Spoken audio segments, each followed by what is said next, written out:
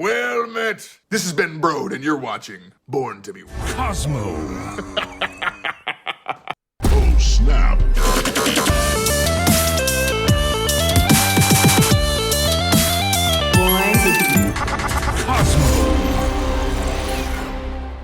Welcome to Born to be Cosmo, the podcast where we talk about all things Marvel Snap, released on a flexible podcasting schedule, which is whenever we want. However, I am thrilled to say that this is a time we want to podcast. And we've got a good show for you tonight, including our OTA predictions. So if you were listening to this post-OTA, you can laugh at us in real time when all of our hopes and dreams are well, they do not materialize. Joining me, as always, in this endeavor is Nate and ZombiesGoNomNom. Happy to be here with you guys on a Monday evening to talk some Snap. Yeah, it's good to see y'all. Yeah, should be fun.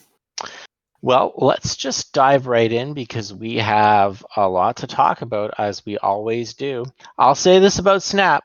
There's always something to talk about.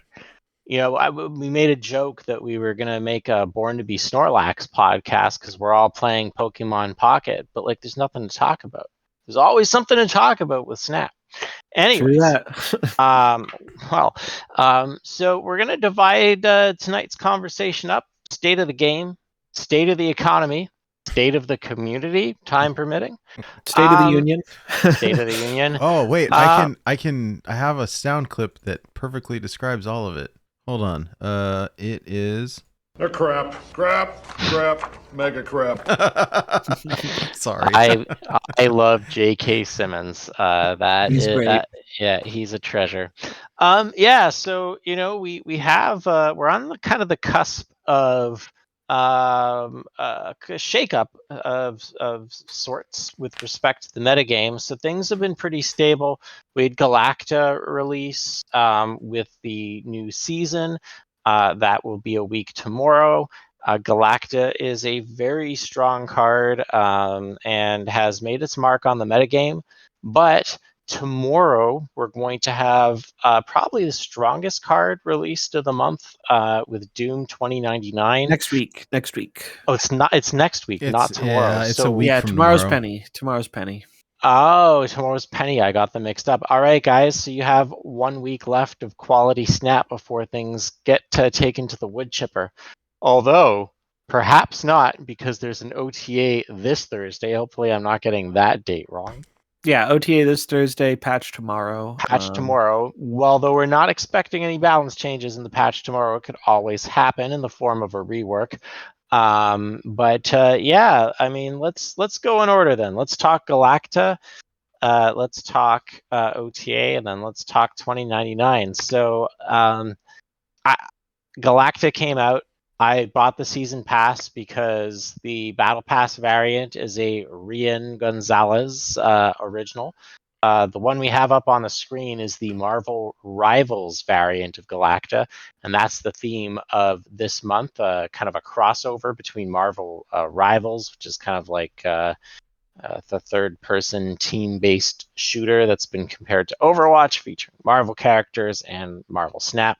I guess a crossover between two of the marquee Marvel games in the Marvel universe. I mean, Rivals is really big so far. It's funny seeing seeing what happened with something like Concord earlier in the year, where you saw probably the most impressive AAA game like in this genre flop ever.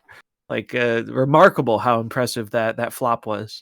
And one of the common points of discussion was that hero shooters and live service in general, it's like oversaturated, it's hard to break in, all this stuff. And while those things are true, it's really interesting to see how when a game has a very powerful IP and they make a lot of player focused decisions, it's remarkable to see the, at least for right now, initial success that it brings. Because I kind of joked about it on stream, and I don't know how much you guys know about Rivals. I'm not much of a expert, but I know a few things, and they've been very free to play friendly. Like they're not charging for any of the heroes. Their all their monetization is purely off cosmetics. The game is free, and the passes seem cheap. Like their first battle pass is $5. Normally it'll be 10, so kind of like Snap. But it's all cosmetic stuff instead of stuff to play the game. And I joked that when they were doing their monetization, they had a meeting with Second Dinner, and then they just took everything they said and did the opposite. Because it really feels like the first time in quite a while I'm seeing a free to play game that has just been celebrated a lot for its monetization, and I'm sure it's making a lot of money off it too. Because I mean, they've had like crazy player counts, 400,000 people just on Steam, I think. Wow. And you know, the skins aren't super cheap. I think they're charging like $10-$20, maybe more a skin. I'm not super sure, but people don't care. Like if they're having fun, it turns out when people have a lot of fun with your game and it's free, then they feel better about supporting it. And Snap could take some know notes anything there. about that. Yeah, Snap could definitely take some notes there. But it's cool to get our first collaboration with like another big Marvel thing. And it's funny the time it happened though, because I feel like a lot of people are using this opportunity, at least in the creator space, to play Rivals instead of Marvel Snap rather than a bit of both. It's the new game, you know. It's funny because it really has no appeal to me. But I did quite enjoy the Battle Pass card. Turned out to be quite a bit stronger than I think. I mean, we all assumed it was going to be very good because you know the I said it's the second best comparison card with of the month. Like I think it's very good. yeah, the comparison to Gwenpool is you know obvious. A 4/6 that gives stats. Usually +6 in stats. But I think what separates Galacta from Gwenpool is that between Zabu and Psylocke, you can get an extra 3 stats off of her. So instead of a 4/12, it's more like a 4/15, which is pretty good if you can get her out on turn 3. And you don't even always get the benefit from Gwenpool, right? Because what if Gwenpool right. hits the card you don't play? Galacta is always hitting something you're playing, so Unless it you is misplay, yeah. yeah. So I think that getting it out on 3 has kind of been the nuts. And it's almost like I don't know if things have stabilized a little bit, but when I did my climb earlier, I felt like you know any deck would get a benefit by playing Galacta. So I played Sarah Control with Galacta. And it was so good. I mean, like I was like, should I run Galacta or Gwenpool? And I just ran them both, and like it just worked. I was competing on points with decks as a Sarah Control gamer, you know. So it was a pretty good time. I can't. I don't know. Maybe I'm being a bit premature in calling this. I suspect not, but I can't imagine that Galactus stays in this form forever. Much like Agent Venom, I think this one's going to take a hit. I Next wouldn't month be or the month surprised if after. it took a small nerf. I don't think it would take a super heavy one though. Like I thought that initially they might, but Well, so let's parse that. So I would define a small nerf as its stat line. I would define a big yes. nerf as making +3/+2, which is traditionally what they've done on cards like this. I don't think they're gonna get rid of the +3. I think they're gonna leave it. I think they might reduce the base stats a bit, but I think they're gonna leave it. Maybe it changes. It's been interesting to watch the metagame evolve around this card because the first few days everyone was playing it, and what was kind of interesting to me was normally it's like a divide, right? Like you get all the people playing it, and then you get all the people who are trying to specifically counter it.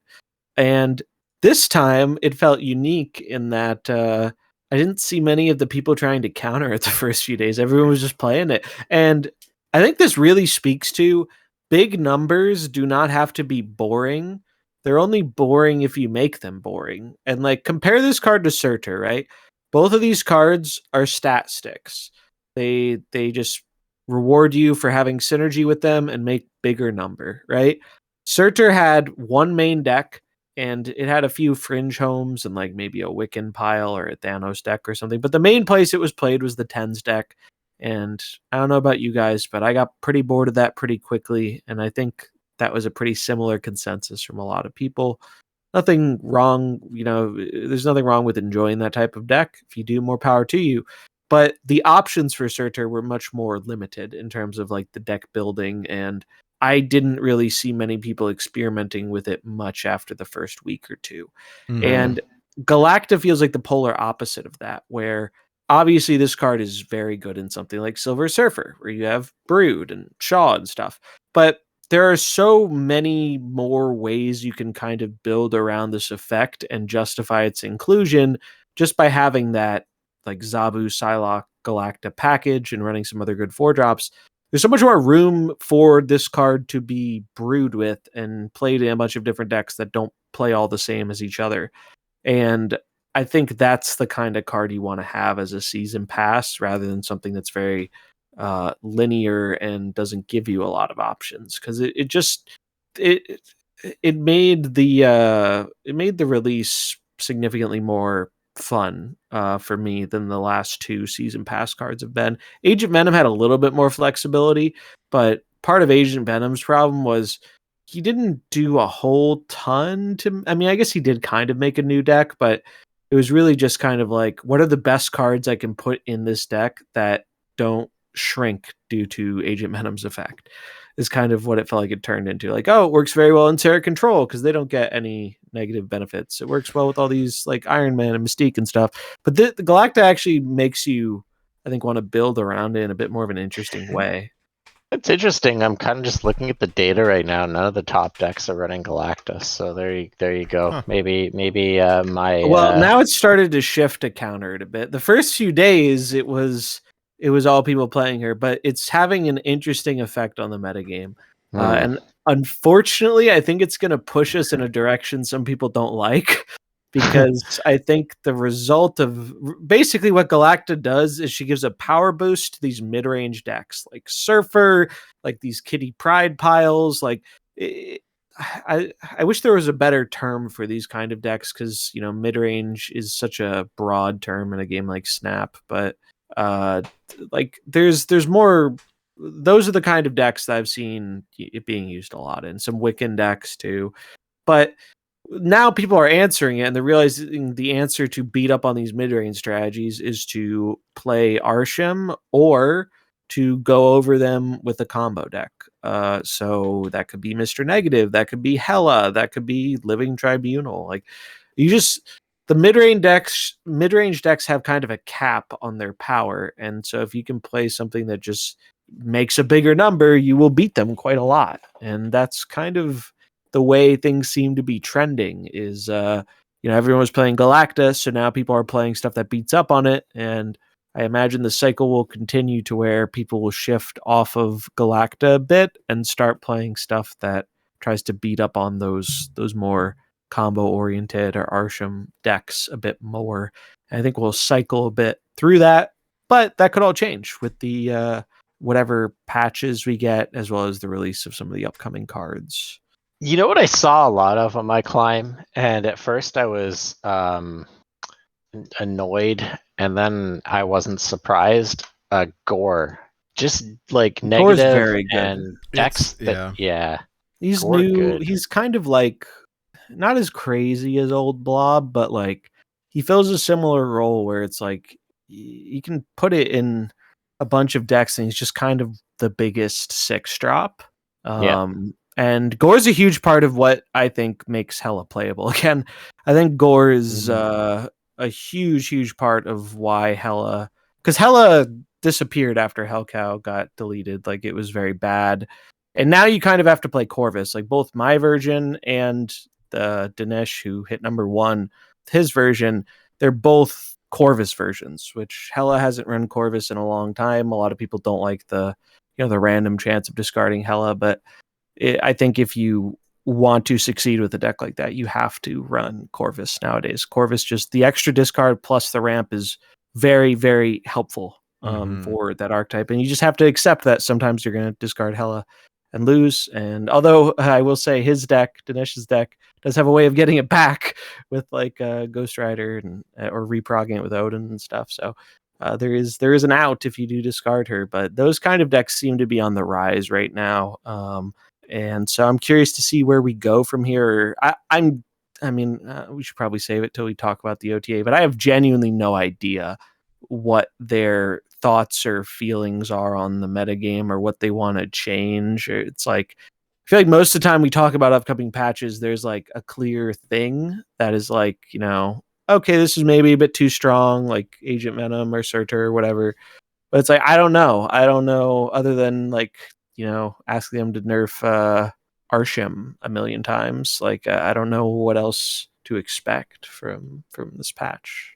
Well, I think that, looking ahead, I think that there's a few things that I would predict that are going to be targeted in the OTA. And so I think that those that have heard me predict things, generally, I'm not saying I agree with this, but the biggest indicator of what typically gets adjusted are cards that have a high play rate, right? And the example that I like to use is the one that you often cite, Zombies, of Hydro Bob versus Silver Sable, right? They nerfed Silver Sable for being a conditional Hydro Bob. Yeah.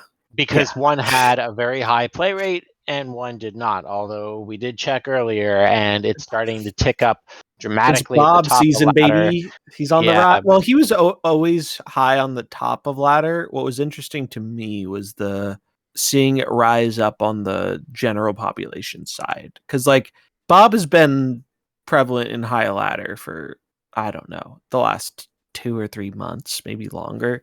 Bob has been pretty prevalent up there, but so everywhere else it's been very small. Yeah, when I look at like the best performing decks, they all seem to be running one card, Gore, and so I wouldn't be surprised if something happens to Gore. No, it's too early. There's no way. It's in Arsham. It's in these Wiccan shells. It's not commonly in Arsham, or if it is, I haven't seen that yet. Maybe the data has people doing it. It's in the best performing Arsham deck at the top of Infinite, and it has several hundred games logged. It's basically have that list? Yeah, it's Arsham with Galacta and Gore stuffed in. It's pretty hilarious. I want to see it. I need a ladder still. Sure. And I'm happy to test some jank. Gore's great. I mean, Gore wasn't out the last time we did a show, right? Like, or maybe he just came out. I don't remember. But Gore's really, really good. He's like the new big 6-drop. Yeah, so Gore seeing a lot of play. So remember, you're also talking about this in terms of power. I'm also talking about it in terms of play rate for sure.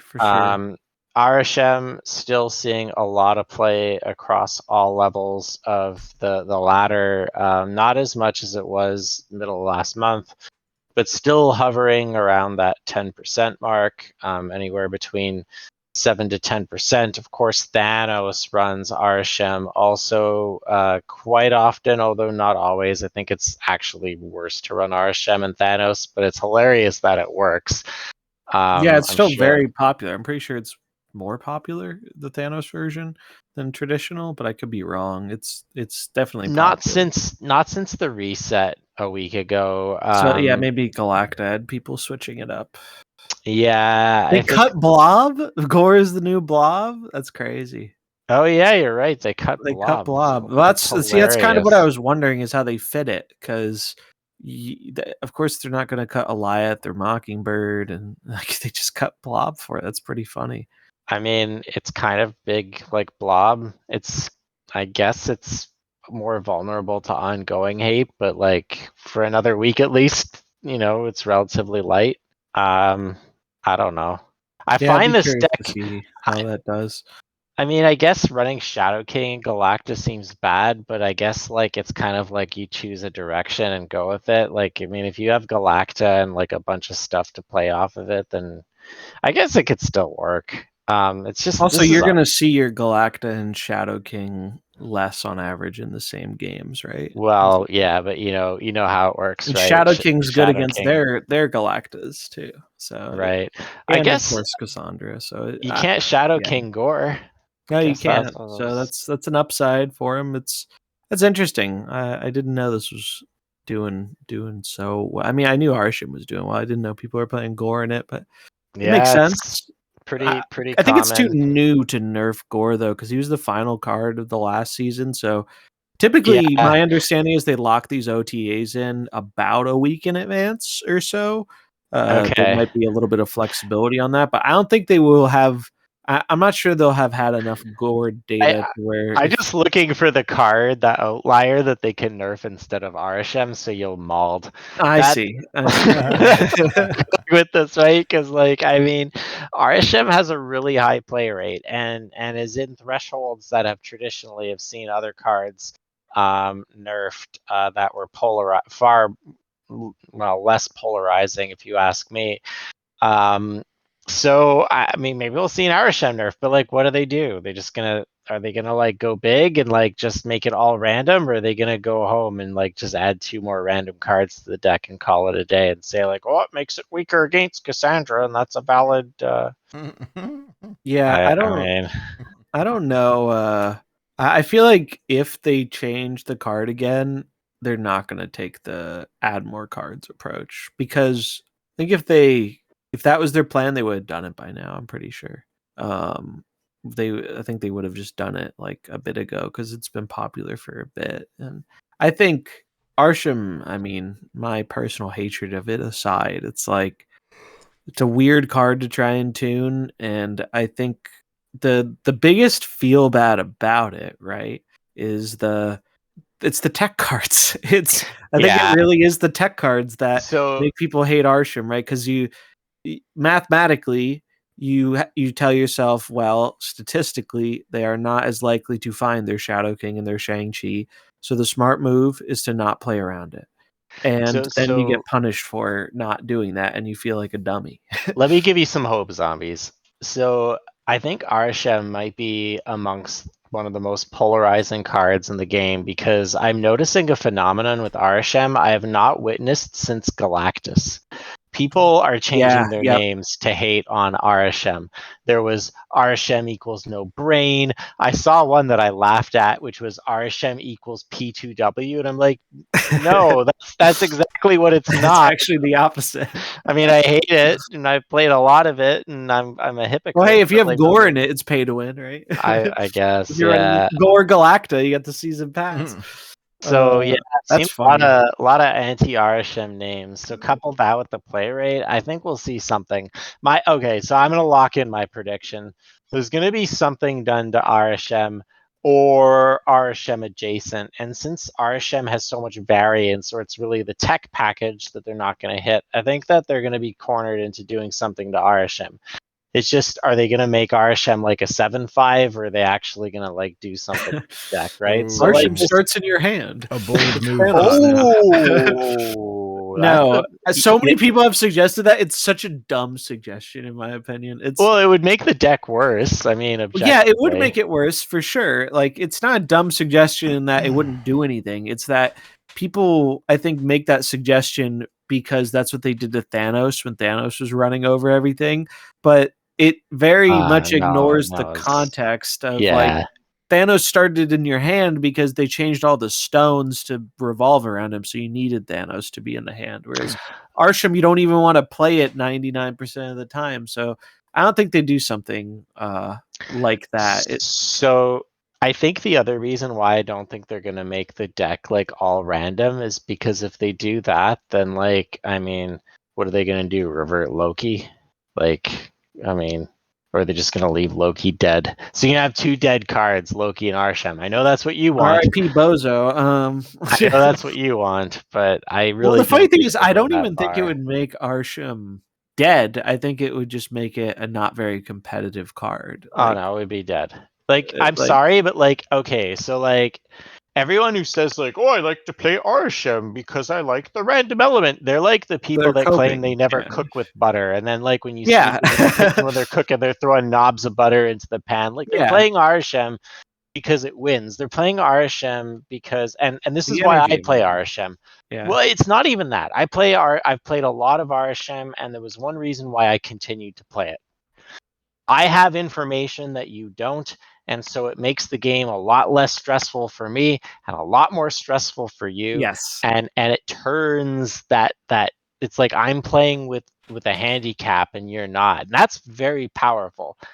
And it's huge. infuriating in Conquest, although Conquest is just infuriating in general. But even Ugh. on ladder, like if an RSM gamer snaps you and you know that they know what they're doing, you're basically having to like it's like It levels the playing field in terms of player skill. Like it actually, like it. I mean, not fully. Sometimes, like trust me, I've seen some bad Arshan plays. I had someone who they boomer snapped me on 6, and they made a play that lost to me full passing, doing nothing. Average Arshan player. They probably I hope they disconnected. That'd be No, hilarious. they stayed. They played cards. They just didn't play cards in a way that beat literally what was on the board, and they snapped it. Like it was funny. it was really it was funny. But the thing with Arsham is like it bridges that skill gap where like it removes one of the things I like about card games, and a lot of people like about card games, is they are rewarding to improve at, and you see your results often improve when you get a better understanding of the current metagame and environment. So it's like, all right, I'm familiar with a handful of these popular decks and what they're running. So I know, all right, this is what I have to play around. These are the cards they might be running. And it's fun learning that and being rewarded for those decisions. And that is often what contributes to making someone a better player versus someone who maybe they don't know very many of the decks that are around right now because they don't play a whole lot. Or they don't know how those decks play and stuff like that. And Arsham, even though you know, all right, they're going to have an Eliath and they're running tech cards and stuff, there are so many elements you can't account for that kind of gets rid of that advantage in a way. And that's in particular why a lot of good players hate it, is because it's kind of getting rid of an advantage that you have to put in effort to actually obtain. And it's not like this is a set advantage, right? Like you have to relearn things and adapt constantly. Like the meta doesn't stay the same for all the time. You have to, it's not like you always have this advantage, but losing that edge that you work for, it sucks. And the Arsham player has to do nothing to do that. Like they just have to play the deck, and suddenly they have this big advantage, and it really just throws the whole snap mechanic straight into the garbage.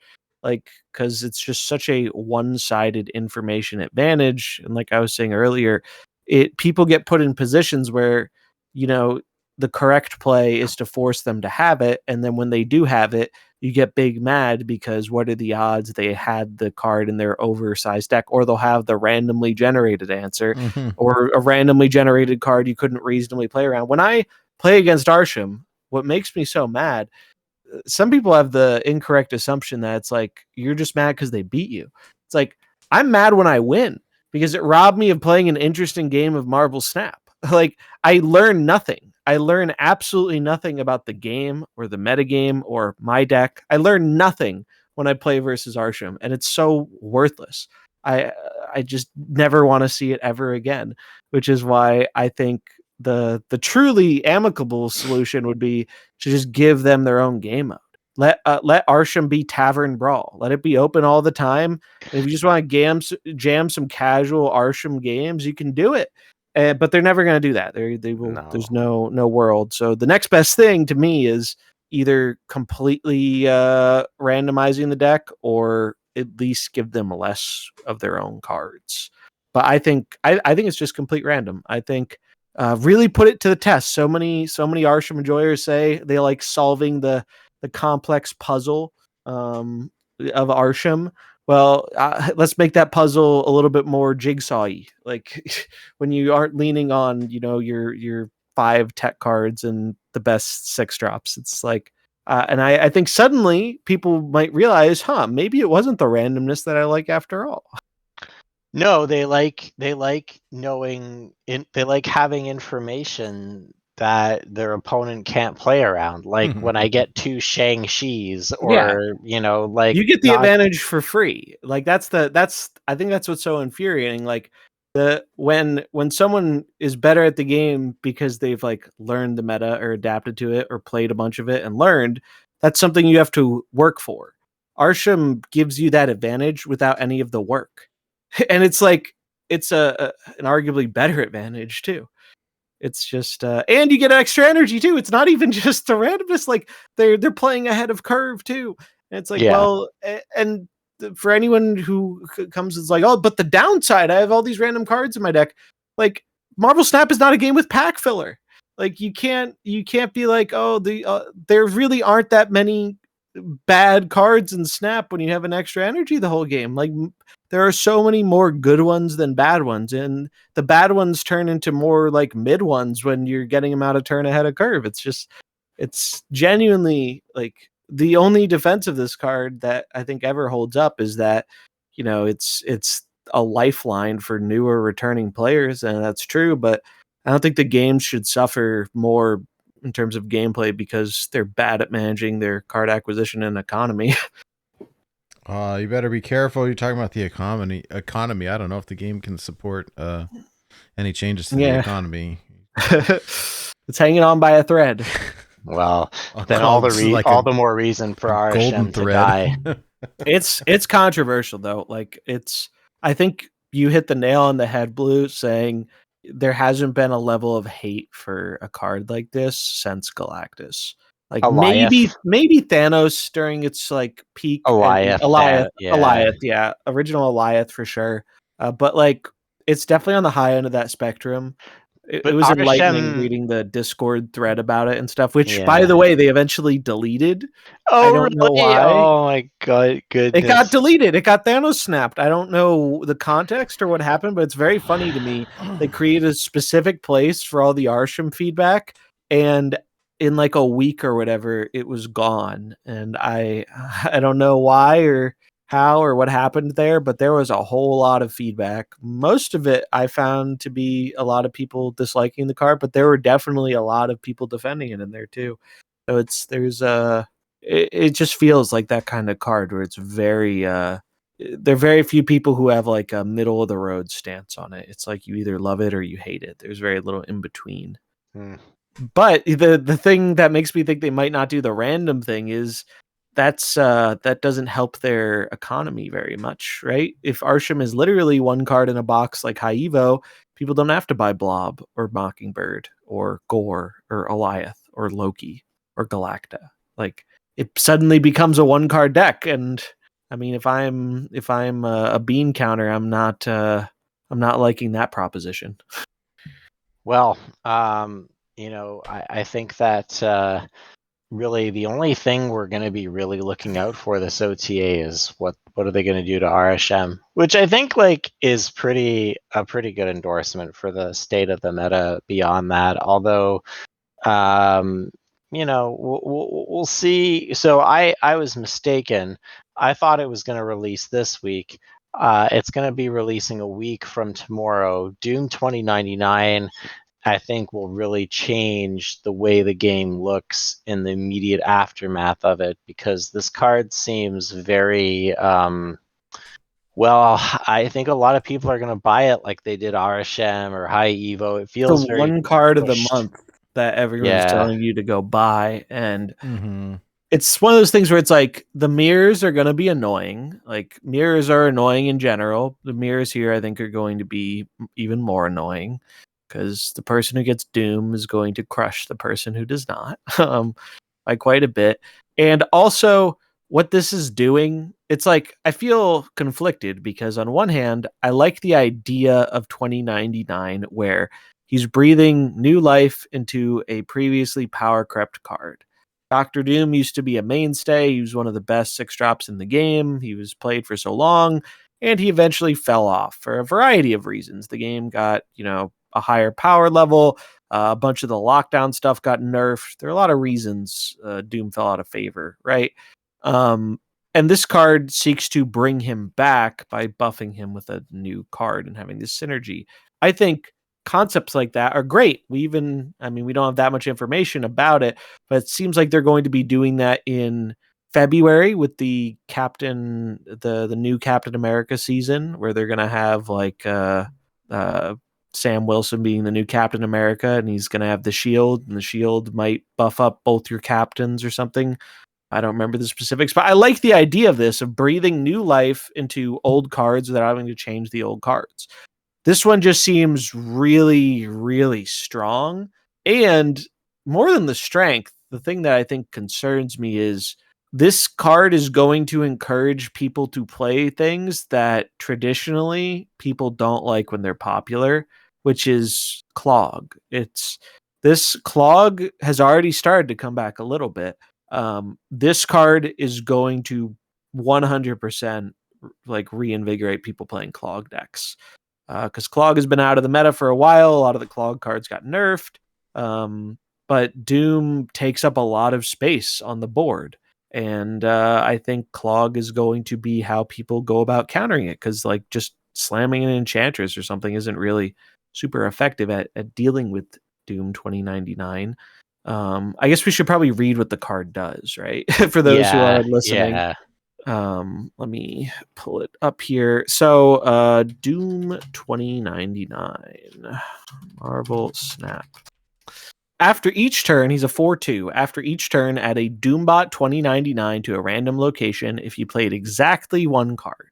And then the Doombot 2099, it's also a 4/2, but it has ongoing. Your other Doombots and Doom have +1 power. So yeah, he buffs himself up. He buffs up regular Doctor Doom. I do like how it's kind of thematic that the Doom bots will always be one smaller than Doom 2099. I think that's kind of because they don't buff themselves individually. They just buff the other ones. So that's kind of cool. It's like, it's fun. It's flavorful. It's a lot of power. And I also think the condition makes it, I think it's a fine condition, but it's basically going to bring back the old Sandman style deck, where it's like you play this on 4, you play a 5 on 5, you play Doom on 6. And some people really like those decks, some people really don't. I'm kind of neutral on that stuff. But the card is a whole lot of power for not very much work. And aside from something like Clog or potentially maybe like an early Galactus, it seems like this is hard to counter. And I think if two pillars of the metagame end up being Doom 2099, Deck, and Clog, traditionally when we've had metas like that with like Hela, which also, like Clog, Hela's seeing a rise right now because it's beating up on mid-range, and I think Hela is going to have the potential to outpower these Doom decks too.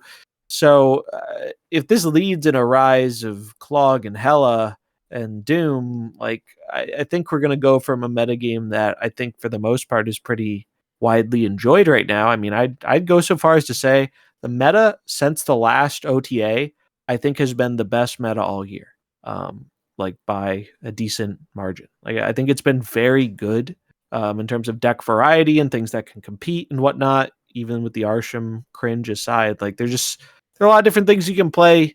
It doesn't feel like there's one deck that is like head and shoulders above another, like all the other decks. They had a few bad OTAs, but they finally had a good one, right? And that mattered because we only got one OTA for the month. So if they had a bad one, we're stuck with it longer, right? So they got kind of lucky that Thanos and some of the nerfs in that patch kind of carried the patch and made it good.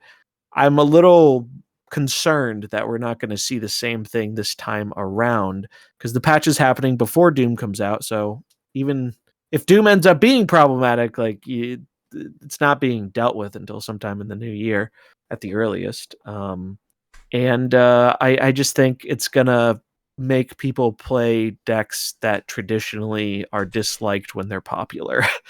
So it's gonna prepare yourself. If you're enjoying the Marvel Snap meta right now, maybe play a lot of it before this card comes out.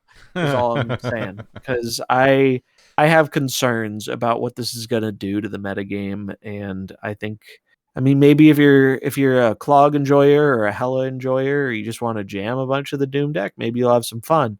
But usually when we see that happen, there are a lot of unhappy people about it. So that's kind of my read on the Doom situation. So I hope they don't learn the wrong lesson from this if it does take things in a negative direction for the metagame, because conceptually I think it's really cool. Like, I think they should do more of like trying to lift up some of these cards that are iconic characters or used to be iconic cards in Snap but fell by the wayside. I saw some people who really dislike that it works with old Doctor Doom, and I don't really understand that approach at all. Like, I think I really like seeing things like this. I'm particularly excited for seeing the one with the new Captain America and how it will work with old Cap, and I think that's cool. Like, old Captain America has barely ever had any relevancy in Marvel Snap, so making like the new season pass card that's thematically timed in and can do its own thing while also giving a boost to a very popular character who's never really had his day, like that seems awesome. I'd like them to do more stuff like this, but Yeah. the design of this card scares me a little bit. And it gets even crazier if you do with like what people are doing with Galacta, where you play Psylocke and Zabu, so you can start getting Doom as early as turn 3, and it's like Galacta feels so much more busted when you get it on 3, and I think the exact same thing is going to be with this card, or who knows, maybe you'll ramp Galacta on 3 and then play Doom 2099, because Galacta is very okay with you only playing one card a turn. They probably go in the same deck, so it's I'm very curious to see how this all plays out, but let's just say I'm grateful there are a lot of other really fun games to play right now, because I'm not overly optimistic about what this card is going to do to the metagame. I mean, it's going to do the one thing that I loathe, which is bring back Super Skrull. And I'll tell you why that annoys me. Because then you get the cadre of people lining up to say, "Oh, see, I've been saying this whole time, the Super Skrull's really good," devoid of like any context with which that would fit in. But I feel like, and I've used this analogy before on the show. Marvel Snap metagame is a lot like, the old like spoof on Looney Tunes. It was Itchy and Scratchy, where Itchy pulls out a gun on Scratchy, and then Scratchy pulls out a bigger gun, and then they keep pulling out guns until one person has a gun so big it's bigger than the planet Earth. Earth explodes. That's Super Skrull.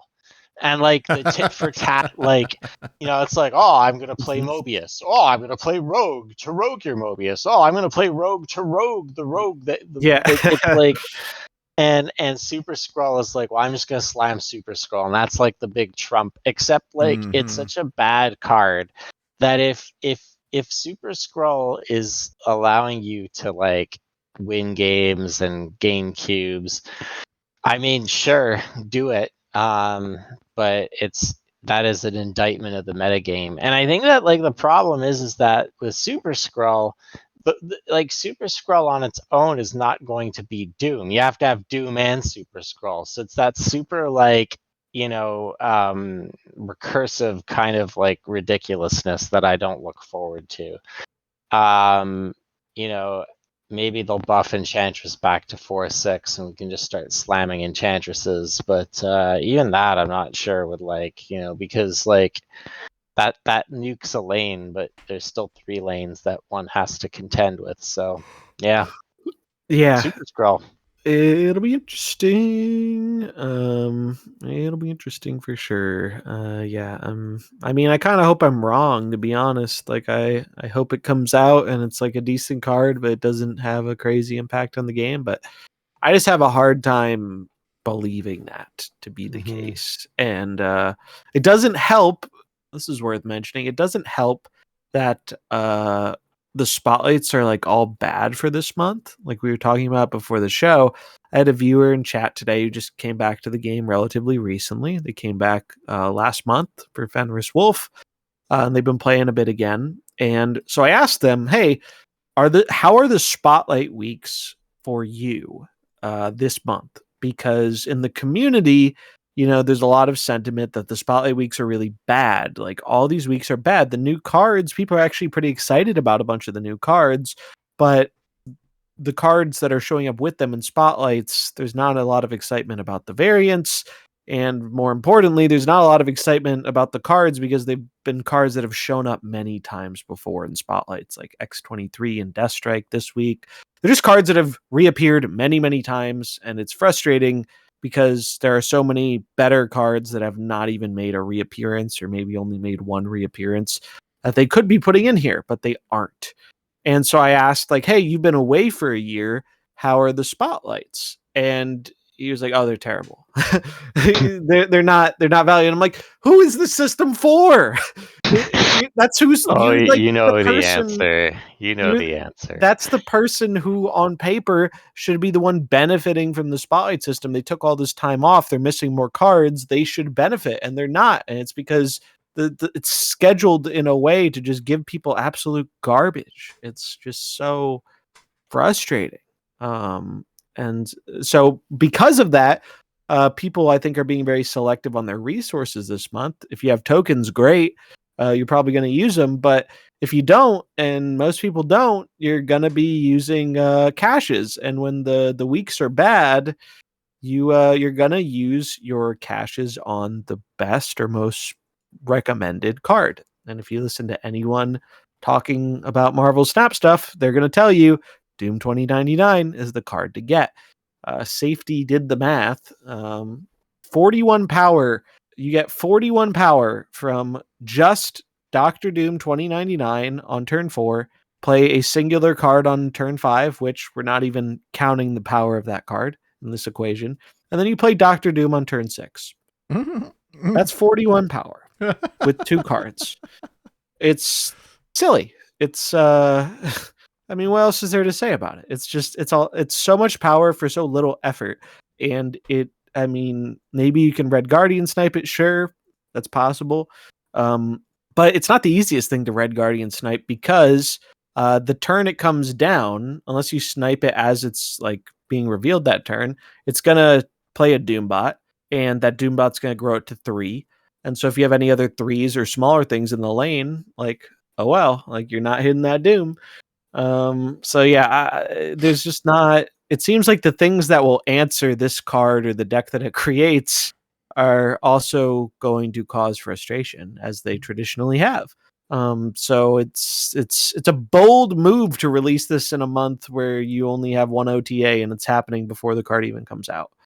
So I would temper expectations about what the metagame is going to become later in this month, because it's not. I don't think it's looking good right now, which is a shame because we really did have quite a good one for the past month. I thought it was very enjoyable. Yeah. Yeah. And I mean, again, it's like, do I use keys on it? I don't like the card. I'm not going to want to play it, but will I be forced to because it's meta? So this kind of goes to the economy piece again. And I did want to just touch upon one kind of economy thing that happened.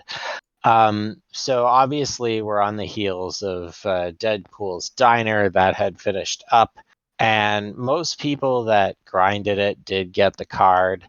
I got the card. It was not fun. Thank you to the donators. I didn't see quite as many. I think most of them were like helping people to get the variant, like they were sitting like on the higher tables. Although I still got 1 or 2, which was nice. But yeah, I got people, 1 or 2 at the end too. Yeah, not everyone got the card. And it turns out that our very own Nate Wolf missed the card by a couple of hours. Like, if you had a few more hours, you would have just gotten barely. it. I was so close. Yeah, I waited way too late to start because. And then literally the next day, why don't you tell our listeners who can't see the screen right now what you were greeted with in your Marvel Snap? Oh gosh. Yeah, and this section of the shop. This is right in the very top when you open it too. It's a special offer for you. Good for 19 hours, 17 minutes. Series 4 King Etri plus 105 King Etri boosters and 1 spotlight key for the low price of $49.99. So No thanks. bad. It was like a wow, you tried but you failed, but you could just buy your way out. For the low price of $50 and a key. Yeah, it's kind of As we crazy. were chatting, you know, hey, if a key is $50 just on its own, so it's basically a free card, right? Yep. I posted about this too because someone sent it to me, and I got a lot of people talking about it. There were, yeah, I had one person. Mine was because the one I posted was like $30, and it came with like 1,800 gold instead of a key.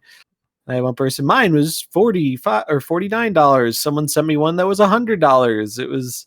I mean, these aren't new, right? Like, I think the reason so many people are seeing Etri is because a lot of people have ended up collecting a lot of the Series 4 cards over time. So, like, the pool is smaller. And I think these special offers are just generic, like, hey, we pick a random Series 4 card and then throw in either keys, credits, or gold, and we make it a price.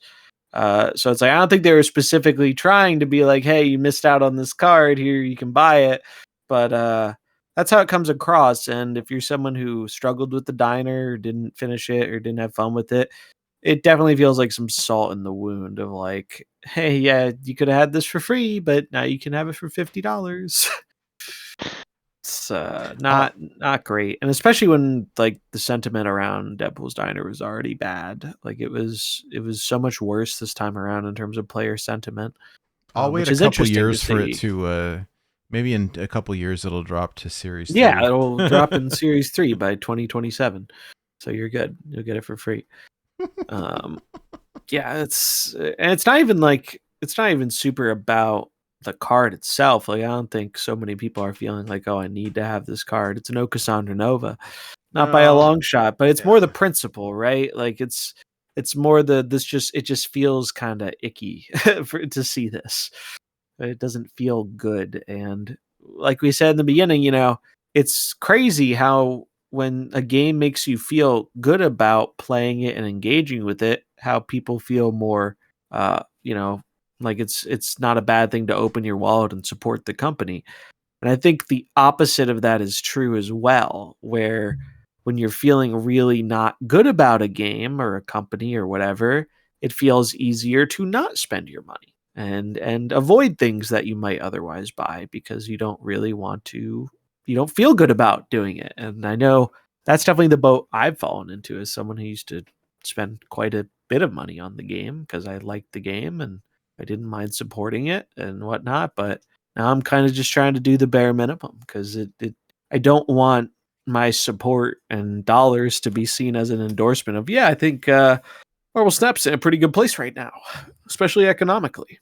Everything's fine. Everything's fine. It's like all those articles in the newspapers that were saying like, what are you guys talking about? The stock market's up. The economy's fine.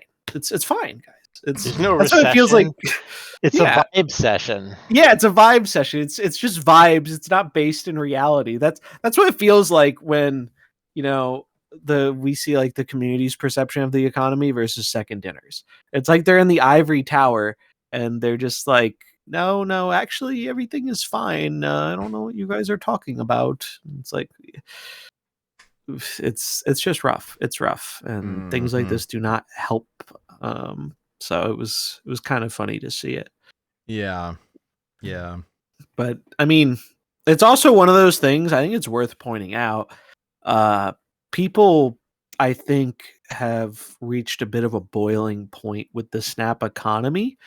And I think it's one of those things that started to snowball slowly, but has picked up speed and grown as it's rolled down the mountain. And so it's kind of easier to find things to be annoyed about.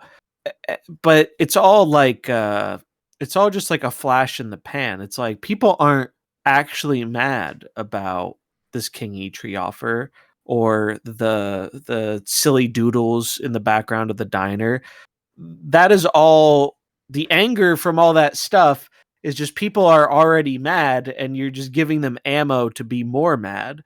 You need to fix the root of the problem. Like it doesn't matter. Like, this stuff isn't what's causing the problem.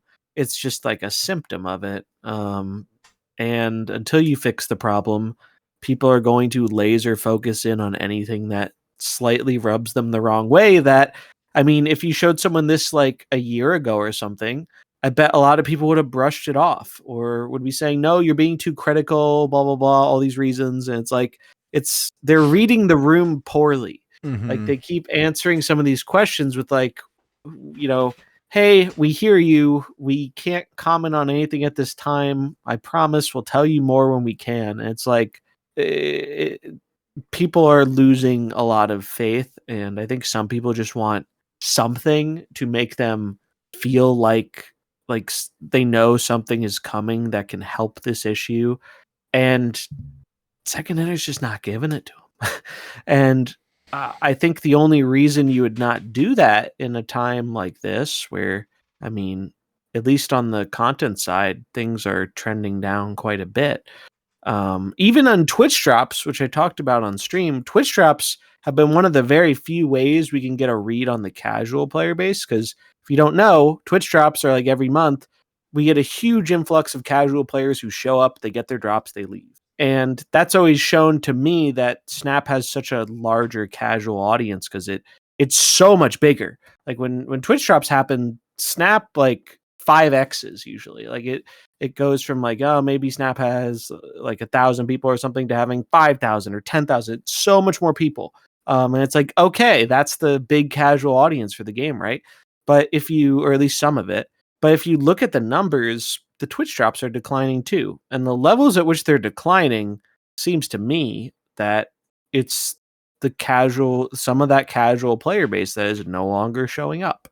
It's enough of a fall off where it's not just like, some of the regular content people aren't showing up. It's, so a lot of the casuals who are showing up for the drops aren't showing up. And that's been the only thing I've seen that it feels like a real metric for the casual player base, because you can't really get that from like Steam players or normal Twitch or YouTube numbers. It's such a small segment of the player base. But the drops, I think, paint a very concerning picture for like, hey, maybe this issue is actually affecting the casuals too. Which, I mean, if you're Second Dinner, that's got to be a pretty big concern because that's your, biggest part of the player base. So, and because they're so unwilling to talk about it, I think you guys would agree with me in that the reason they're unwilling to talk about it is because they either don't have it, like they haven't figured it out yet, or it's still in the earlier stages where it's not finalized. And they've learned telling the community, hey, this is a thing we're doing, and then changing it or not doing it, people have a very negative reaction to that. So they're trying to avoid that happening. They don't want to give us some details on the economy fix, and then by the time it comes out, it's different, because that would go over very poorly. But it is almost equally as concerning when it feels like that means that it's probably a while down the pipeline. And I don't know how long at least the, engaged online community part of the game is really going to hold on for waiting for that. Like, I worry that by the time they actually do come up with something, it might be too late, especially if it's not, something pretty radical, like a pretty big change. Because that snowball is just going to keep growing. It's a very large hill. It keeps getting bigger, and I don't think they have a plan on how to really stop it. Yeah, it doesn't appear to be one. And it's like the longer you wait, the worse it's going to be when you do finally commit to something, I feel like, because, I think a lot of people assume, well, if they're taking so long with it, it's because they're really trying to find the best option or something that actually works. And I'll fully say I don't envy the person whose job it is to figure it out. But, it's not like they haven't had 2 years to figure it out. Like, I assume it just means it's not a priority for them. I think it's a priority. I think they just don't. I think they're having a hard time coming up with a solution that works for either for them or for the player base or both. I do think they know game economy is not sustainable long term, and it's causing a real issue with new and returning players. Like, especially returning players, I have to imagine that's an important pain point because, I mean, we were all Hearthstone people. Remember how for a very long time, obviously it wasn't quite as bad as Snap because you had rotation, you had better jumping back in points, but Hearthstone had a lot of issues with like returning player experiences. If you came back at like an inopportune time, they didn't really give you anything for being away. And that changed a lot over time, right? Now you get some resources or you get a deck. They make it, you get the catch up packs. They added a lot of stuff over time because they realized, hey, our game's getting older. We kind of need ways for like people to be able to jump back in. And now, I mean, Snap's not nearly as old, but it's 2 years old now. And I have a hard time envisioning the game economy sustaining itself as it is, at least for like the communities we engage in, for another year or two under the same system. I just don't think. I think a lot of people are going to move on. It doesn't, and that doesn't mean the game's going to die. I think it's an important distinction. Like, I think the game has enough players where it can sustain itself off of a casual mobile player base, but they'll definitely make less money. And, if you're watching this podcast or any other Snap content, you're probably not going to like what happens because you're going to see people moving away from it or doing less of it. And the ecosystem is just going to shrink a lot. And because of Snap's unique collection system, you're not going to normally, when you see like some big names leave the game, like, I don't know, when Firebat left Hearthstone or like any of these big names that left Hearthstone, eventually those spaces get filled in, right? You have someone new who comes in, they make a name for themselves, they rise up through the ranks, and like, there's a cycle to it. And if you've paid attention to Marvel's Snap, you might notice, sure, there've been, a few new people here or there, but you don't really see that in the content scene for Marvel Snap because it's not really possible to do it. You can't join and make content as a Snap person being new to the game. There's not an audience for it. And so if big how would people you get leave, a collection anyways as a new player? Like, if I decided right now, like, you know what, I'm gonna get into Snap. I'll be the best Snap content creator, and like, I'm just gonna pick up this game and I can drop a few $100 and I'll get up to speed. Like, oh no, you won't. You can't. Yeah, you can't do that. And it also creates a problem for creators too. And I know some others have spoken on this, where if someone is new to Snap or a returning player and they try and watch like a video of here's what's in the meta or here's the deck you should play, and then they realize they don't have these cards and they have no easy way to get an access to them anytime soon because they missed Anti-Venom and it's not going to be back for another 6 months. It's like, what do you really do? Like, you're just SOL. Like, there's nothing you can. It's very bad. And I think that there's a big reason you're seeing Snap people branch out into Pokemon Pocket and Marvel Rivals and the Bazaar and I'm sure other things. And it's because even the people at the top who are, more successful than 99% of the other people doing this, myself included, like, even they're like having concerns about the long-term viability of what they're doing. And that paints a very scary picture for, content and this around for a Snap content as a creator. whole. Yeah. Why and how many, I think we were talking about this before the show. But like, how many times do you put out a new YouTube video that's focusing on a deck and all the comments are, what's a sub for this card? What's a sub for that card? What's a sub for this card? And at some point you're like, well, there just aren't any. I mean, yeah, some cards there aren't. Some cards you can swap. Okay, Bob is Silver Sable, like whatever, but the combo you can't swap Blink and cards, Hella. nope. Like, there are certain cards that they complete a very specific function and they don't have an adequate replacement, and it feels bad telling someone that, but it's like, I'm not gonna lie to them. I'm not gonna say, well, I mean, I try and give people good advice, but it's a rough position to be in, and it's really I think it's just it's really reaching a point where people are getting tired of it. And then on top of that, kind of like we talked about last time, like with Blue taking a break from the game, I think there is a level of like staleness where the metagame was really good. I like the metagame. I like the gameplay. But also part of me wishes I could take like a month off from Snap, not because I'm not enjoying it, but I think the gameplay would feel fresher if I had a little bit of time away from it. And I think this is true in just about every card game. When you've played a lot of something, having some time away from it can make you like reappreciate the things you enjoy about it rather than focusing on the things you don't, like the economy. Which is understandable because that limits the gameplay. But I think being able to take a break can help with that. But because the system's so punishing and it's hard to get back in once you fall off the treadmill, people don't feel like they're in a position to take a break. And that's leading to, I think, this increase of negative feelings, which is then amplified by the economy. And it all grows the snowball. And so even when they do something that is good, like let's say the split compensation, right? Like they finally decided to do the split compensation, and generally people were pretty happy we finally got more split compensation.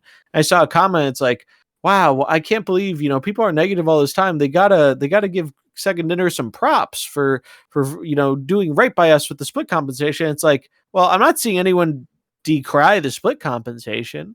Like people are fine with it, but like and they're happy it's happening over nothing.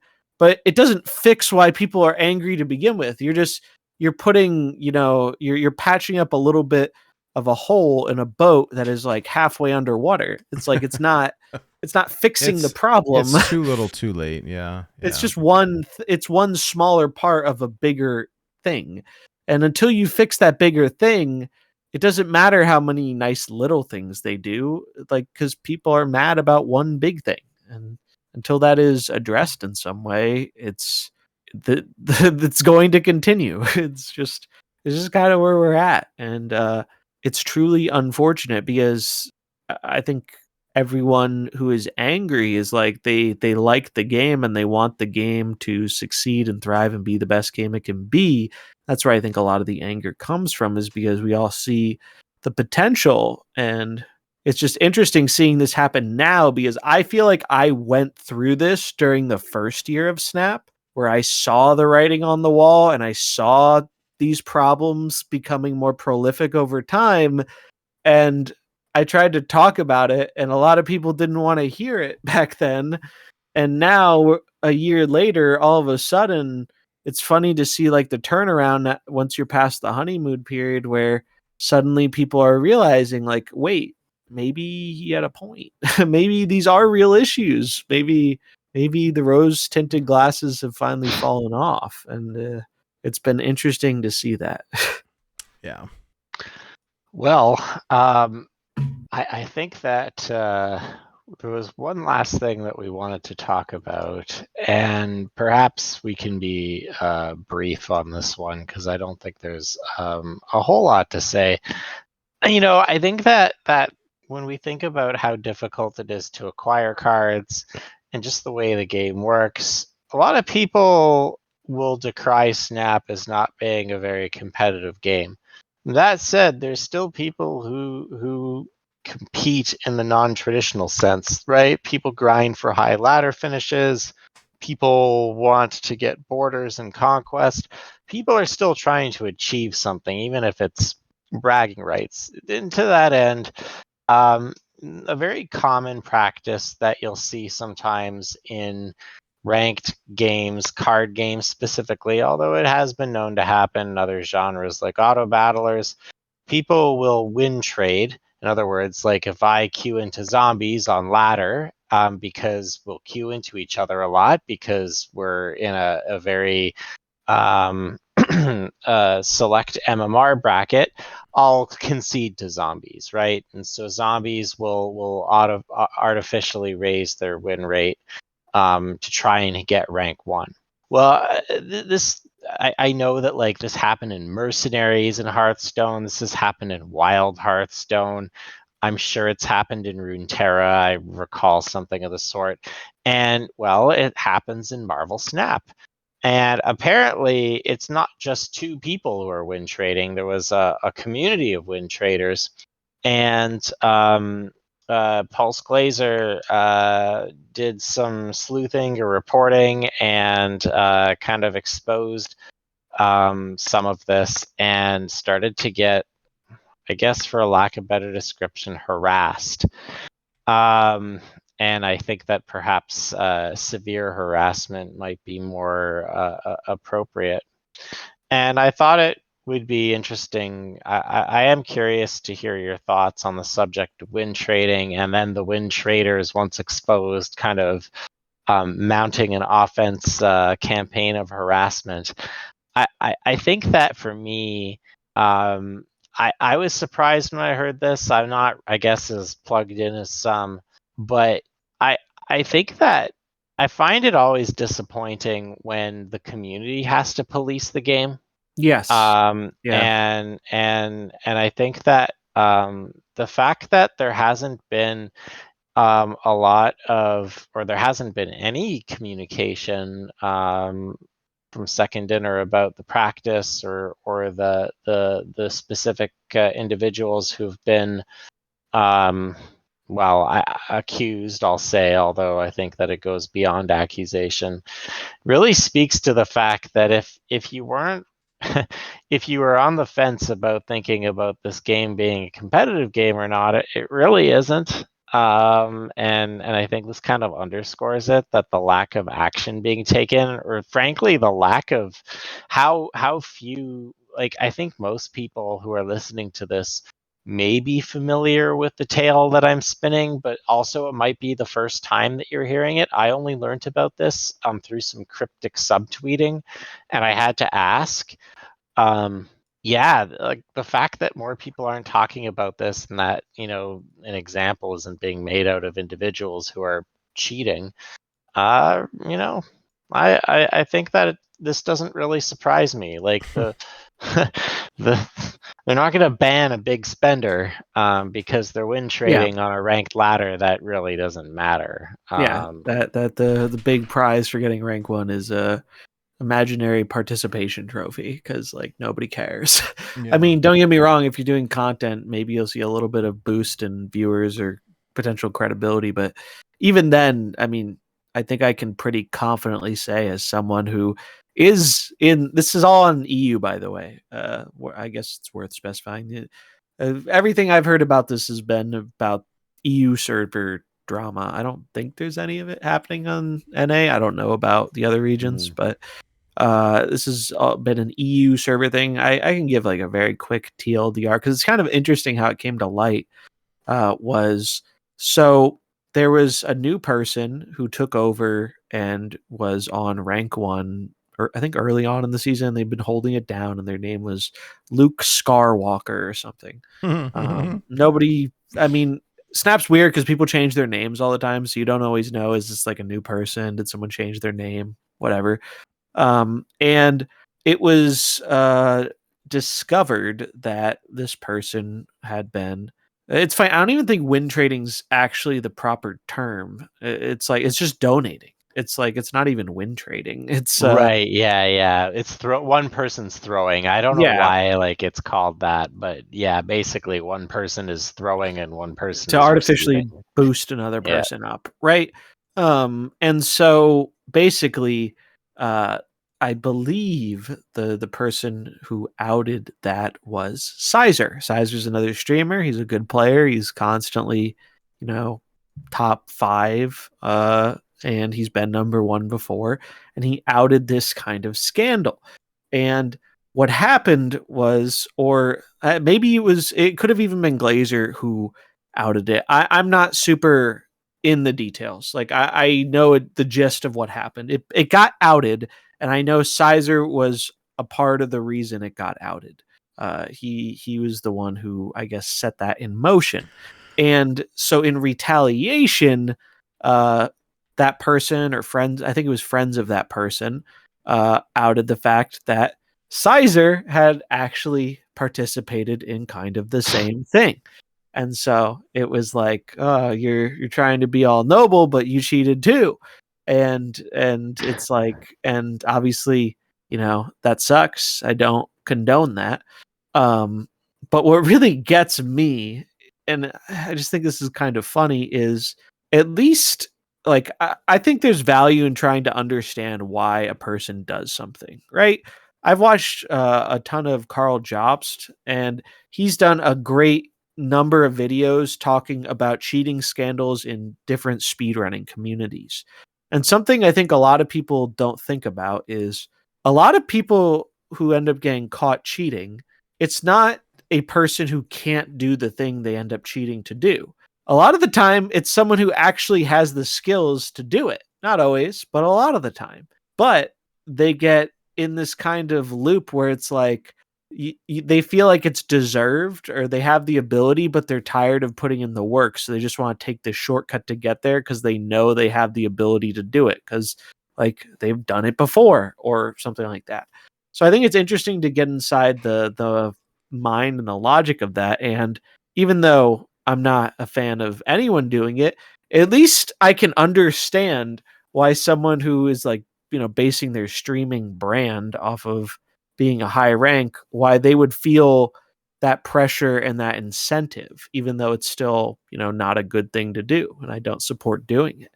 I can at least understand where that comes from. But it's crazy to me that you have people who are just, nameless players who aren't involved in the online, at least like the greater online community. They're not involved in any type of content, anything like that. What are you getting out of cheating for number one? Like what is the, like I said it on stream a while back, it's like they're just cheating for the love of the game. Like you don't get anything for it. And what, oh, you're gonna go brag about it when you know you didn't get it legitimately? And who are you, like it just doesn't make sense to me. It genuinely, I think it's just so very stupid. And some of the stuff, I don't know the validity of it, but some of the stuff these groups of players were saying about like, we've had an influence on the top one rank every month since the Infinite leaderboards even came out. And I think a lot of it's just like conjecture and nonsense, but it's so weird to see a cheating scandal in a game that there's no reward from outside of, I guess, some clout maybe. And it's been crazy to see how they've been going out of their way to harass Glazer about bringing it to light. It's really like been quite a saga to watch unfold, and it's just so crazy to me because like I think Yeah. most people just don't. I don't think you could pay most people to care about who is ranked one in Marvel Snap. Like it No, just I think what got my attention was that one that Glazer's getting harassed, and that a lot of these individuals also flirt with white supremacy, Nazi kind of like, they changed their, once they'd hit rank 1, they'd change their names to something like inflammatory. I don't know these specifics. You can probably find it easily online, but like, it's yeah, like, that's a bad look for the yes, person and your game and all this stuff, and that would be something I would yeah, like that's I completely agree. I think if there's yeah. anything that like people should be more mad at, I mean, it's fine to be mad at the cheating stuff, but having people like change their name to like known members of the Nazi party that's Yeah. that's a bit of a bridge too far for a Yeah. children's card game, I think. Like Yeah. maybe don't do that. Don't be a piece of human garbage. It's like it's crazy. Don't cheat at a children's card game, but if you must cheat at a children's card game, please don't also be a Nazi. Like, I mean, the two are non sequitur, but like at a certain point, like it's just gross. And I think that, like, I don't know. I find that there's a lot of pockets of the community that I kind of tend to shy away from, for reasons like this. But I gotta give Glazer, some props. Like, I wouldn't police, like, if Second Dinner is not policing the integrity of like their game, like, and demanding sportsmanlike conduct, and Nate likes to share the names of people that you queue into, and some of them are pretty raunchy. Like, a lot of stuff Oh, just the slides. funny ones. Yeah, yeah, Yeah, yeah. yeah, like, I mean, things that would totally like get like squashed in Hearthstone like almost immediately, you know, or Magic the Gathering or any other like live service game. So, you know, I don't know what I'm trying to say. I guess it's that I feel like, you know, it's disappointing that Glazer had to like be the one to kind of shine a light on this, and not, you know, I think the best way for me to hear about this or for the community to hear about this is, you know, a statement from the community manager, someone from Second Dinner saying like zero tolerance for like abhorrent behavior, zero Yeah, tolerance for like unsportsmanlike conduct. You know, I use the think that's report why he's feature. We're doing it, actioning it. right? Yeah, but he shouldn't have to. Is the I point? I agree. I mean, like, 100% agree. He shouldn't. He shouldn't have to. It's not a because yeah, good on it's him like for their doing it, game. but it's just it's a shame that it's come to this, right? And you know, I mean, like it's yeah, it's just a little disappointing. Not very keep it Cosmo like behavior. So please, please, please. I don't expect anyone to police the game, but like, don't do that. Like, it's just not worth it. Like, if you're that frustrated with the game that you have to like, just I was gonna say just take a break, but to go full circle on our conversation, you can't take a break because you'll miss out on too much stuff, and so it creates this. I actually wonder like if not being able to take breaks like kind of like puts a bit of an acceleration on the cycle of toxicity. 100%, 100%. There's no doubt in my mind that that contributes to it. It feels like the classic like corporate mantra of like it makes sense in the short term, it juices things in the short term, and then they're like, well, we'll worry about the bad aspects of it when that's a problem. And I think the bad aspects of that are now showing to be a problem, and they aren't ready for it. They aren't really ready for that problem. It's I think it does create a pretty unhealthy relationship with the game that is not good for anybody long term. The player, the company, the game. It's not good to have your game have Yeah, you feel like you have like this weird toxic relationship with the game you play that's supposed to be something you do for fun in your downtime. And unfortunately, as time goes on, I think you find more people fall into that boat. Like I had to completely reevaluate my approach towards the game because I found many times throughout the first year I was getting very frustrated with like the relationship I had with the game as someone trying to do content on it. It was just very there were a lot of frustrations. And yeah, now I think we're seeing some of those same frustrations be felt by like the larger community. And it sucks. It's a shame. And it would be nice if they could just figure out, a way to remedy these things, but maybe they do. Maybe they have figured it out and they're just keeping it under lock and key for the new year. Who knows? But I think, many people are kind of tired of hearing the words and they just want to, actions speak louder than words. Like, do something. Mhm. And I mean, I have to imagine they're terrified about doing something because I think if they get it wrong, it's going to be so much worse. If they get it wrong, I think like the community reaction might actually be unsalvageable.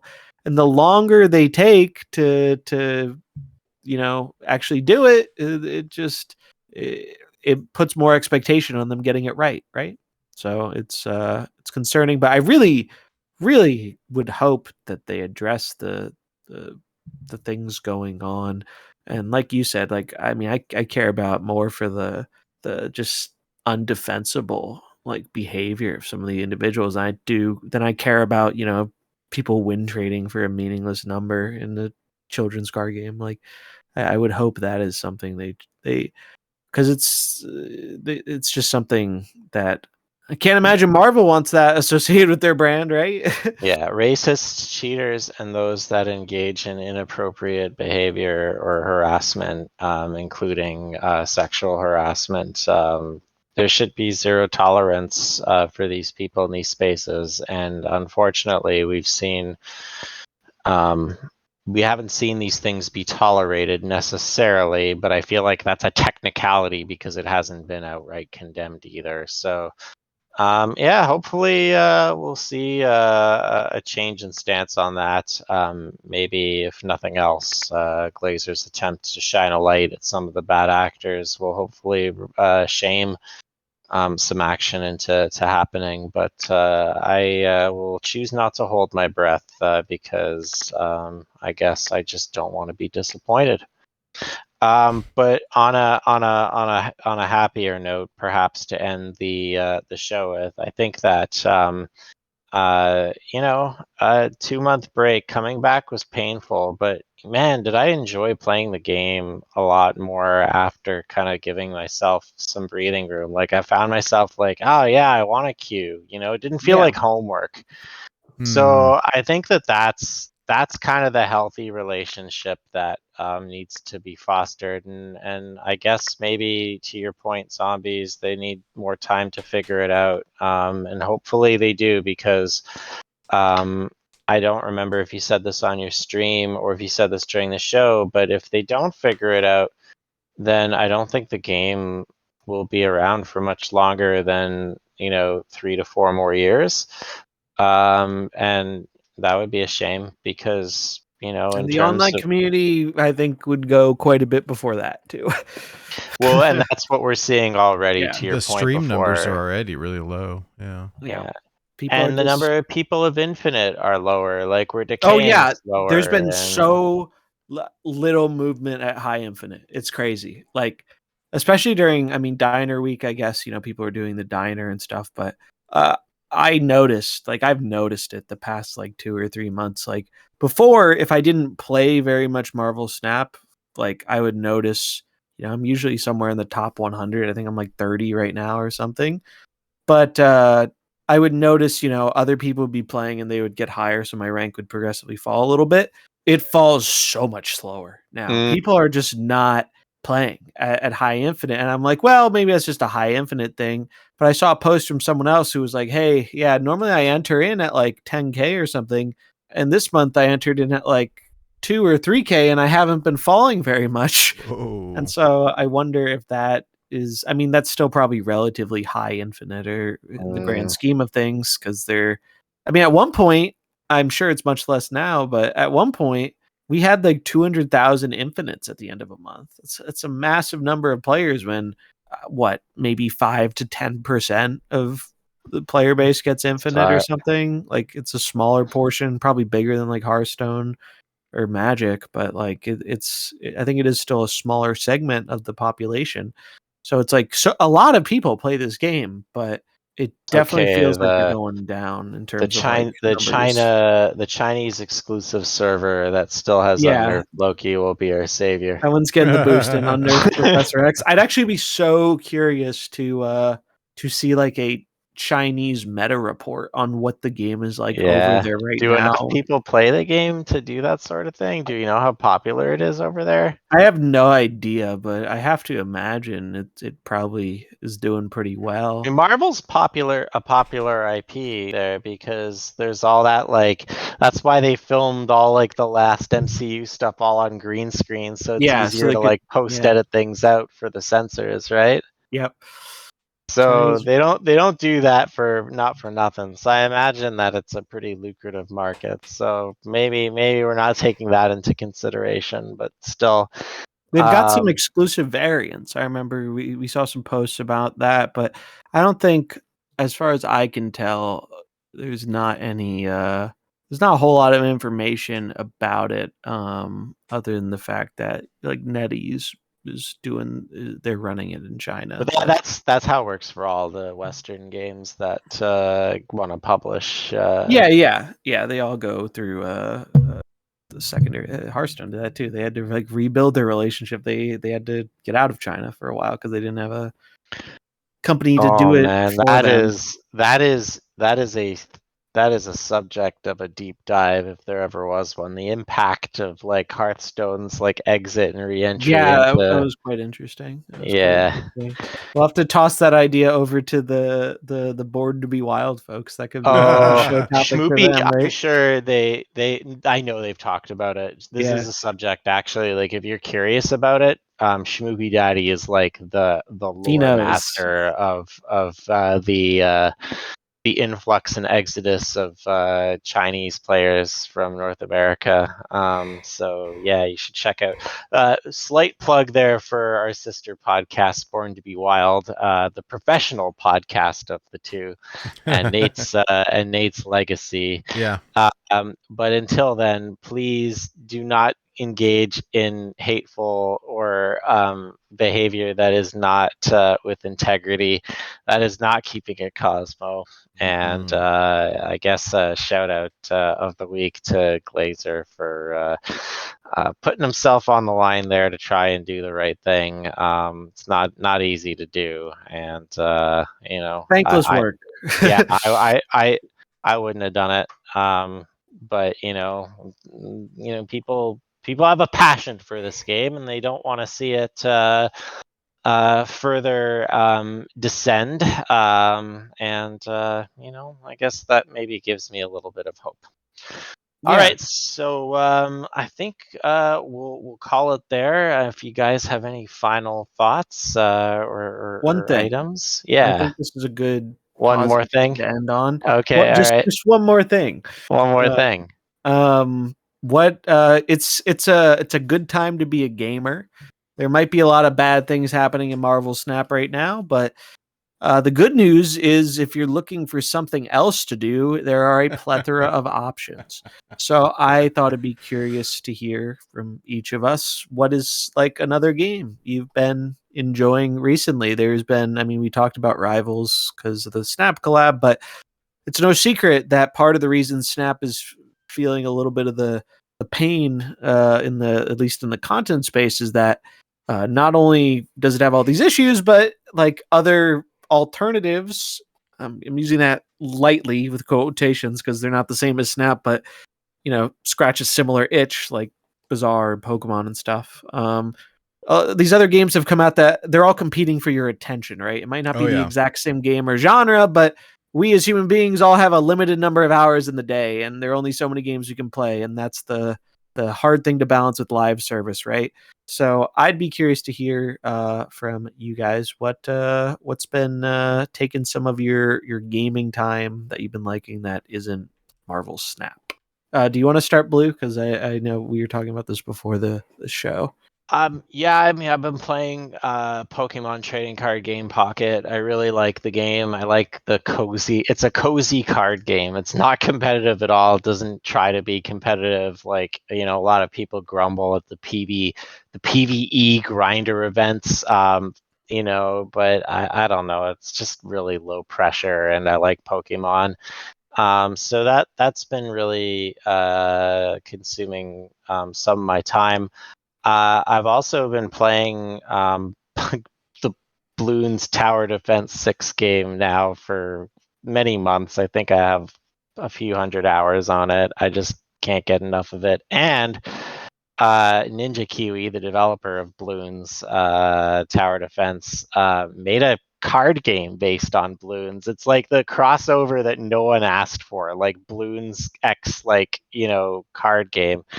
It's actually really well done. The client is quite good. If it sounds like I have some trepidation on recommending it, well, it's because it's another card game, but also because it's pretty new and there's some balance concerns. But it's fairly inexpensive, and it's fun and colorful, and I've been enjoying it. Can you buy a balloon for $50? It's funny. It has. I don't even know how to describe the acquisition system. You can craft cards. You can buy cards in packs. I don't know. It seems really easy to get what you want for minimal investment. So, but I think this is also by virtue of the fact that this isn't Marvel or Pokemon. This is Bloons. So it's a little bit more niche. But I am quite impressed with the graphical user interface and how the game plays. I think it has a lot of potential, and it's been a fun little diversion. Some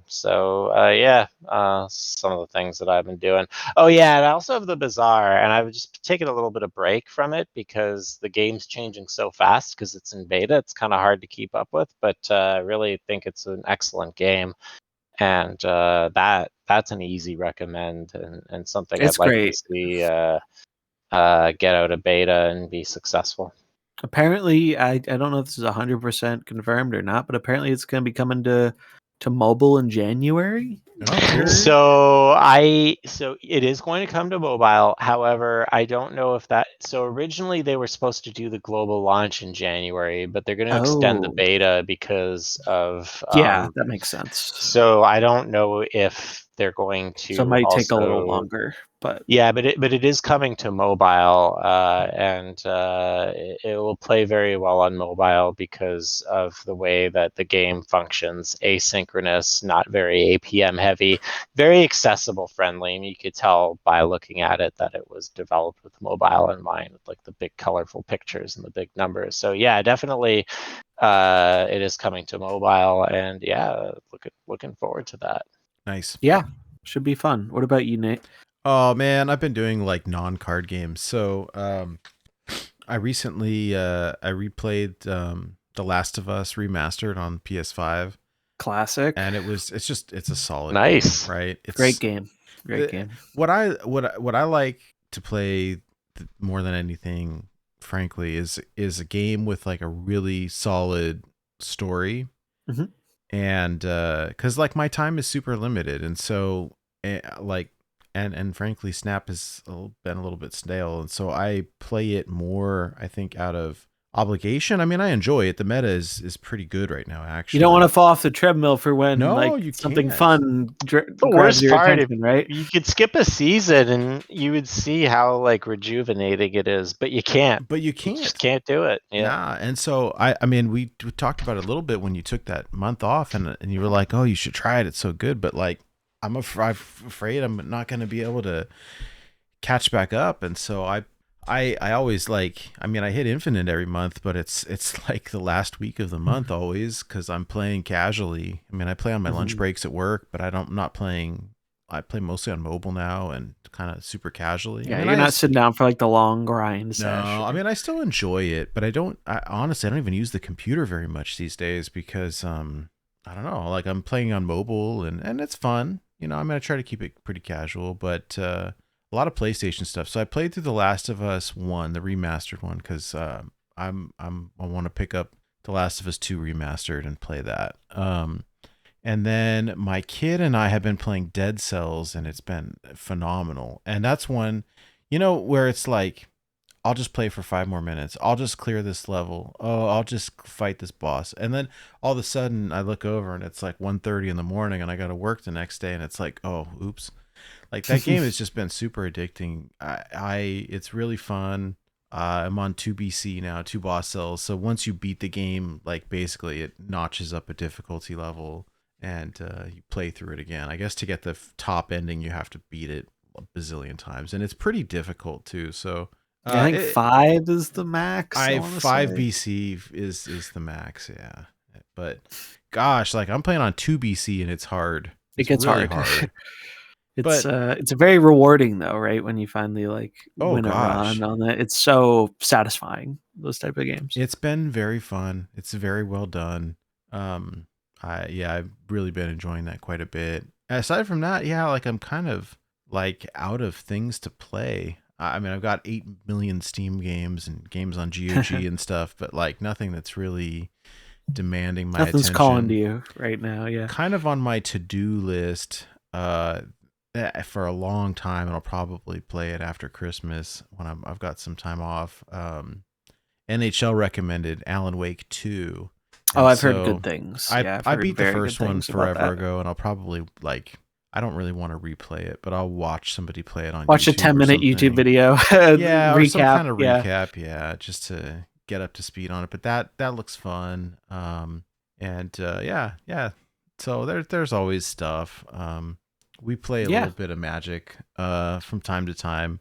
My kid and I started playing a little bit. Like we'll make commander decks and play on cockatrice because the game's too expensive to like Yeah. actually buy. But Well, hey, if you could do what Blue did. If you ever want to play in person without selling a kidney, you can get some pretty quality proxies for not super expensive. oh, dude, we just print our own. Yeah, no, it's great. I we love went I to love Magic. there's a card shop down the street, and I was like, hey, you guys have land? They're like, oh, we got a whole box. It's like, how much is it? Oh, they're like, oh, it's, we actually don't have that much. But if you need some, like, you can just take it. And I was like, oh no, because they use them for drafts and stuff. Yeah, but you wanted to like put the paper in front of it, right? Yeah. And I was like, and I told the guy flat out, I said, look, we're playing Commander, and we're like these cards.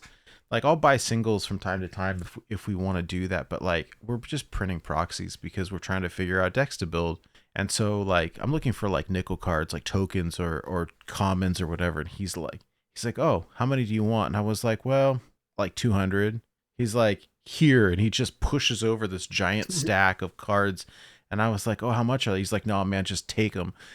Yeah, commons are so worthless. Yeah, great. So, they're worth less than lands. Lands actually, I think. Oh yeah, yeah. Commons are just. You're talking to someone who probably has like 600 to 1,000 useless Magic cards under my bed or something. Yeah, like, it was great. It was great. So we. Oh, that's fun. We went home and made some decks.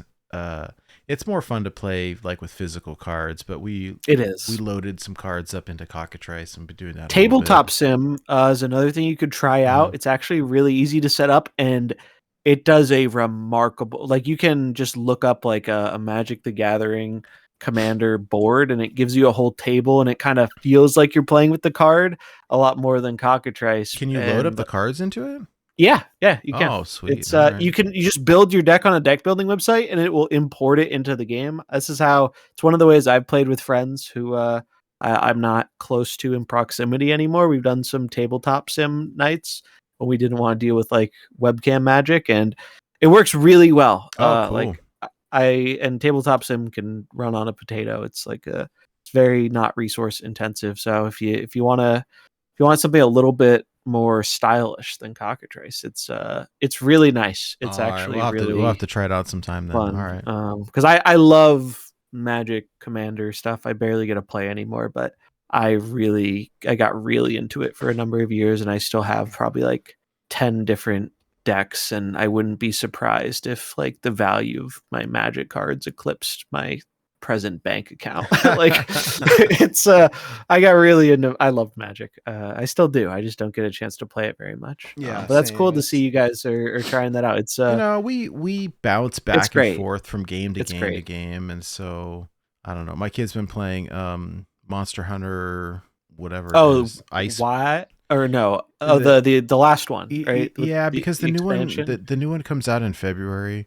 Yeah. And so he had already beat the main thing, but then he got the expansion, and it's like, well, I want to beat it before the new one comes out in February. And so those games are deep. I try to play it, and it is just not for me, but I don't mind watching it. I mean, it looks it's fun to watch. See these like that's kind of how I am with it too. Giant dinosaur dragon monsters, and like that's cool. Yeah, it's very no, Monster Hunter games go crazy. I've played a little bit of them, but I never got super into it. But they're very cool games. That's fun though. So yeah, good times, and we I don't know, life's been busy. Work is going well, and put up the Christmas lights and stuff. But yeah, just mostly playing casual games. Dead Cells is like soaking up all my time. Goated game. Very, if you like roguelike games, it's Dead Cells, I feel like is one of the best like $20 I've ever spent on a game. They had so much good post-launch support, cool DLCs, like it's absolutely sick game. So I had it for the Switch when it came out, like I don't know, man. I mean, this is like 4 years ago or maybe longer. Probably even more than that. Yeah. It was like when I first got my Switch, it was one of the first games, and it was really hard back then. 2017. It came out in 2017. Wow. That's 7 years ago. Oh man. Crazy. And we have it, so we have it on Switch, we have it on Steam, but like I like using the big TV. Like, I'm getting older, my Mhm. eyes don't work as well. I like playing on the giant TV in the living room on my couch where I with the PlayStation remote, you know. Yeah. And my kid's like, "Oh, you shouldn't buy anything for yourself. Christmas is coming up." I was like, "Oh man, just let me look it up and I want to see how much it is." It was $20 for the complete game with all the DLCs. All the DLC, yeah. And I was like, "Oh, just watch me." And I just bought it. It was like, and we've been playing it nonstop for the last 2 weeks. And so, oh, by the way, if you have Apple Arcade, which we do because it's free, we get it for free with Verizon or something. Well, it's I on don't know. mobile too now, right? Yeah. So I beat it on Apple Arcade, but it was super laggy. And Oh, yeah. I was like, "Oh, forget this." So I got on PlayStation. There's zero lag. It's beautiful. The game is just fluid, and it's been fun. On my What were to-do you list playing is it on that it was lagging? I don't know. I think it was just the platform. I don't know. Was it your phone or an No, iPad? no. I Or... was playing it through the Apple TV. So we Oh, downloaded it. Oh, that's probably why. Yeah, we That's Yeah. probably downloaded it as an app on the Apple TV, and Oh. then I synced my PS5 controller That's funny. via Bluetooth. I didn't even know to you could play do it. that. Yeah, you can. So, but it was really laggy. I don't recommend it, and some of the content wasn't working right.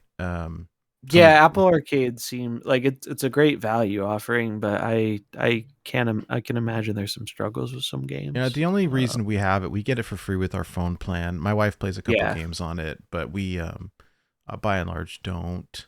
But the value was so good for Dead Cells that I was like, how can you? I love Apple Arcade. You get Bloons and Balatro and Slay the They Spire. have a lot of good and... games on there. Yeah, if Oh you're a man, mobile Slay gamer, the Spire it's is pretty so. good. My brother full cleared it, like with all the, extra. Yeah, the ascendancies. Yeah. Oh Yeah, wow, it was just Yeah. insane. He's sending me all these screenshots of doing a bazillion damage and he beat the heart and all that stuff. I'm like, man, you got too much time on your hands. It's amazing though. That's great. No, that's Good how. times. Oh, that's good. That's nice to hear you got a good variety going. Yeah. It's. I mean, I wish I was playing more Snap, but now that the season reset, I mean, I'll jam some games. I have work is super slow right now, and so like I'm gonna take like the last week of the month off and That's nice. just kind of do nothing, hang out with the fam and stuff. But I'm sure I'll play a lot. Just Yeah, casual, do the casual climb. Yeah, no, it's good. I tried out some Rivals that came out. How I'm is not the it? Like, biggest shooter. I'm not a person shooter anymore. person either, but the game I used to like, be, it looks but cool. it's fun. I don't know. I like it. It's a good little casual game. I don't expect I'm going to stream much of it. I did a little bit. Maybe I'll do some again, but I think it's a good casual. If you like hero shooters, it seems to be a pretty good hero shooter. It's like always one of those things where I'm curious how it's gonna go in terms of like right now it's the early days and no one knows anything but there's always it has a competitive mode, so people are gonna figure out what the busted thing is. And I mean that's no different than like Snap or Overwatch or any of these other games. But I think it's a fun game. It's free. If you like that kind of game, you'll probably have a good time. If nothing else, I think it can be some fun with friends. It's something I'm probably going to play casually here or there, but probably not going to get super into. Bazaar has been really cool. I haven't had too much time for it, but I've played a bit of it and I really liked what I played. And so I'm excited to play more of that game. And liking the Bazaar got me to try Teamfight Tactics, which is Riot's Auto Battler. That game was really fun. I was always worried it was going to be a bit overwhelming, and it is a little overwhelming in terms of some of the knowledge stuff, but I feel like I picked it up quicker than I thought I would, and it's fun. It's very fun. So Bazaar and TFT have been kind of scratching some of that similar card game itch, but unlike card games, if you recommend them to a friend, you don't have to provide them a 20-page PowerPoint presentation on how the economy works and if they're going to have to spend money to have fun. It's like those games are great at providing you with all the fun for like no to little cost. Because I mean TFT is free and the Bazaar will be free. Right now it's $30, but it will be free once it gets out of beta. So that's cool. And then the other ones are I started playing a little bit of Binding of Isaac again because my friend was playing that and I loved that game. It's just a really good roguelike, and I've been playing that on the Steam Deck and it's been fun. But the big one's Path of Exile 2. That one has been taking a lot of my time. I have played a lot of that game. It came out on Friday, so it's like early access, but there's a lot of content in the game. And it's going to fully launch later next year, and it's going to be free, which is cool. It's an ARPG like Diablo, but it's significantly harder and gives me a lot of Diablo 2 vibes. If you enjoyed Diablo 2, I think there's a lot of similarities there. But that came out on Friday, and since Friday, I have played like 30 hours of it. It's been really, Nice. really fun. It's been eating up all my time, and I'm probably gonna do that once we end the show here. So if you're an ARPG head, Path of Exile 2 is really fun. Just be aware you're not going to instantly be stomping everything like in D3 and D4 and apparently even PoE 1. I never played PoE 1. There were too many things to learn and I didn't feel like diving into it. I was like, I'll just wait for the sequel, and so far it has certainly not disappointed. I'm almost done with the second act and I love it. I love it. It's fantastic. Would recommend. Nice. All right. Well, there you go. Some alternate game recommendations. A lot of them. Yeah. Yeah. All right. Well, thank you all. If you made it this far listening or tuning into the stream, we appreciate you being here. We'll probably be back in around a week or two time. And we'll see how we did with the OTA predictions. And until then, we invite you to keep it Cosmo. So take care. Keep And it thank you. Cosmo. Keep it Cosmo. Enough said, bub.